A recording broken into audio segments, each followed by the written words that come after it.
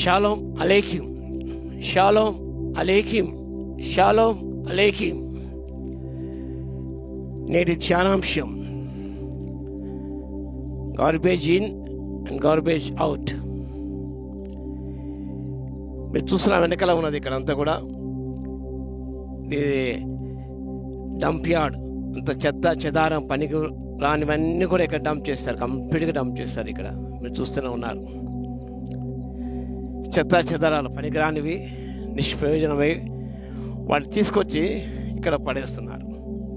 కొన్నిసార్లు వీటిని నీటిలో పడేస్తుంటారు, సముద్రంలో పడేస్తుంటారు, డంప్ చేస్తుంటారు. తద్వారా కలుషితమైపోతే వాతావరణం కలుషితమైపోతుంది చెత్త చెదాల ద్వారా, ప్లాస్టిక్ వాటి ద్వారా కూడా. ఇవన్నీ కూడా గమనిస్తున్నప్పుడు, ఈ డంపింగ్ యార్డ్ గమనించినప్పుడు, ఈ చెత్త చెదారాలన్నీ కూడా ఒక ఆత్మీయ సత్యాన్ని మనకు అందిస్తున్నాయి, ఆత్మీయ సందేశాన్ని మనకు అందిస్తున్నాయి. బైబిల్లో కూడా ఈ విషయం చక్కగా వ్రాయబడింది. లేఖన భాగము మార్కు సువార్త 7వ అధ్యాయం 20 నుంచి 28 వరకు ఉన్న వాక్య భాగంలో, 20 నుంచి 23 వాక్య భాగంలో ఈ రీతిగా వ్రాయబడింది. మనిషి లోపల నుండి బయలు వెళ్ళినది మనిషిని అపవిత్రపరచును.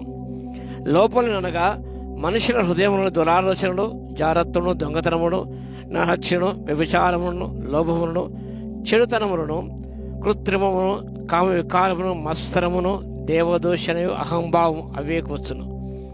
ఈ చెడ్డవన్నీ లోపల నుండి బయలు వెళ్ళి మనుషుని అపవిత్రపరచును ఆయన చెప్పాను. ఈ చెడ్డవన్నీ కూడా, ఈ చెత్త చెదలన్నీ కూడా, ఇవన్నీ కూడా guilty pleasures fill the heart with గ్యారబేజ్.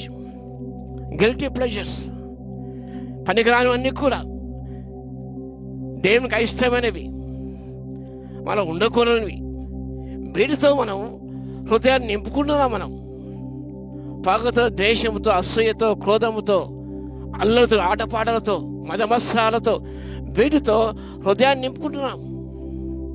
ఇవన్నీ కూడా guilty pleasures fill the heart with garbage, but godly pleasures sweep the heart clean. మంచి ఆలోచనలు, దేవుని వాక్యం అనేది sweep the heart clean. whatever sweeps the heart clean. అదే విషయాన్ని లూకా సువార్తికుడు చక్కగా ప్రస్తావించాడు.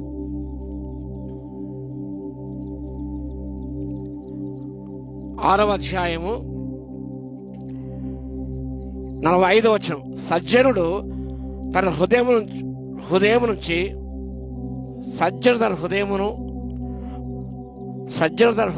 మంచి ధననిధుల నుండి సద్విషయములను బయటికి తెచ్చును.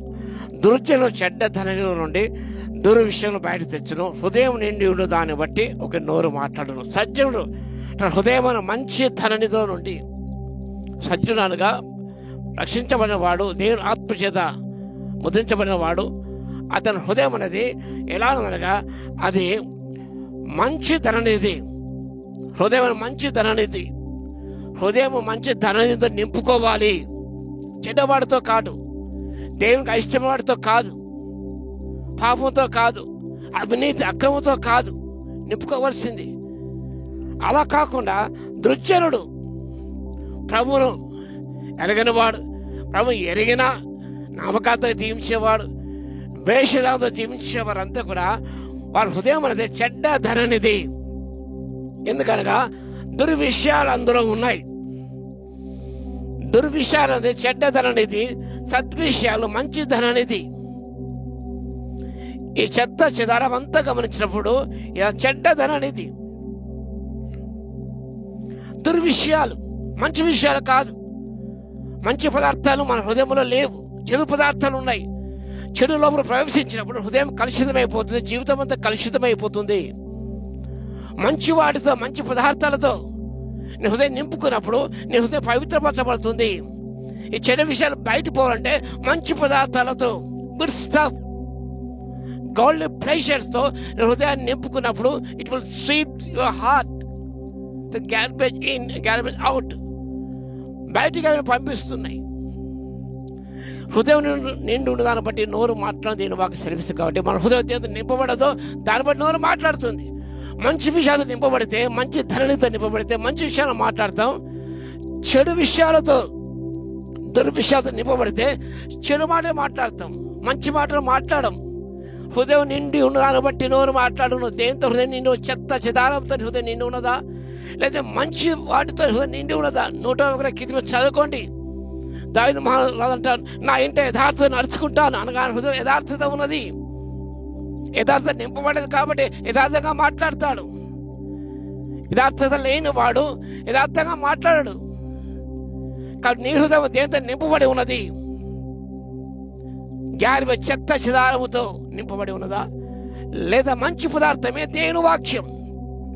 అదే అపోస్తలుడు పౌలు ఫిలిప్పీయులకు రాసిన 4వ అధ్యాయము 8-9 గమనించినప్పుడు అన్ని ప్రస్తావిస్తూ ఒక మాట అంటాడు ఆయన.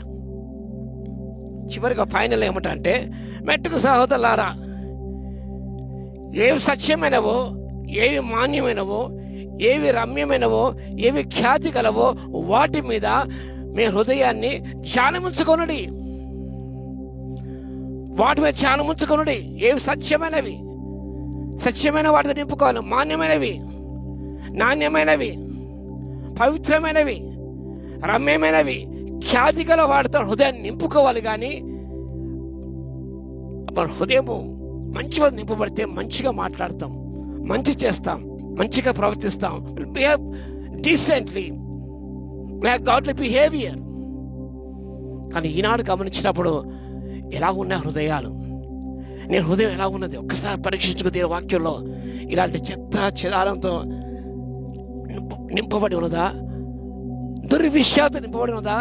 That is filthy garbage. నేను బయటకు తీసుకురావాలి, వాటిని బయటికి పంపేయాలి.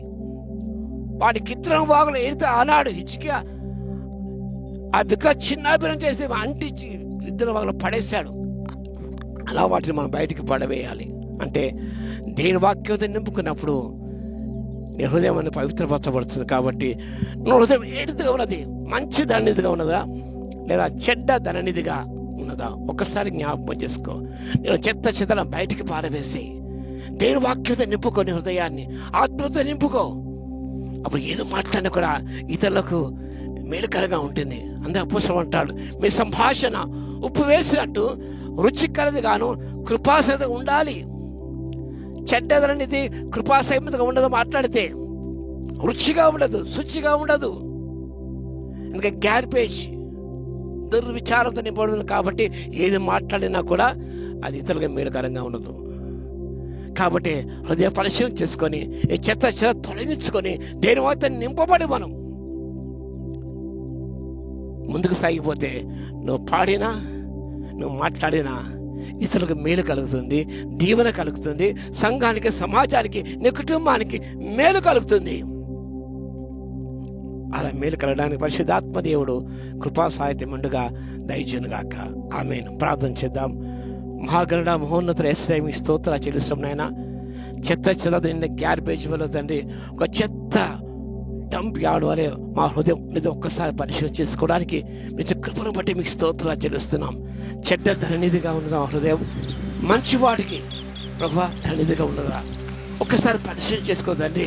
దుర్విషయాలను తొలగించుకుని ప్రభువా మంచి పదార్థాలతో, వాక్యాన్ని మంచి పదార్థాలతో మా హృదయం నింపుకోవడానికి కూడా ఇచ్చేయండి ప్రభువా. మీ సెలవిచ్చిన సత్యమైనవి, మాన్యమైన, న్యాయమైన, పవిత్రమైన, రమ్యమైన, ఖ్యాతి గల వాటితో హృదయాన్ని నింపుకొని అటువాడు చేసినప్పుడు, అటువాడు చూపించినప్పుడు తండ్రి అనేకులు దీవెన కలుగుతుంది, మేలు కలుగుతుంది. కాబట్టి ఆ రీతిగా జీవించడానికి ప్రభువా మీ ఆత్మశక్తి సంపూర్ణ ఇవ్వగలందుకు మీకే స్తుతి స్తోత్రాలు చెల్లించుకుంటూ యేసయ్య నామములో ప్రార్థించి వేడుకొచ్చున్నాము తండ్రి.